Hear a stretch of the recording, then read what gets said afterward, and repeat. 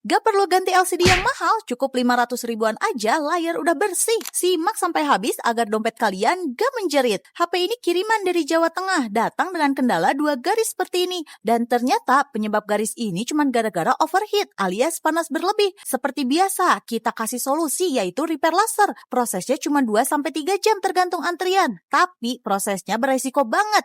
Salah sedikit aja teknisi kita yang langsung pening. Tapi tenang, di Pegasus Service semua aman. Karena teknisi kita udah punya jam terbang tinggi dan ahli di bidang perbaikan layar bergaris. Dan hasilnya, layar balik mulus, mewah lagi kayak baru keluar toko. Jadi, sebelum buru-buru ganti LCD jutaan, cus aja ke Pegasus Service. Biar garis di layar hilang, dompet pun aman. Pegasus, servisan paling serius.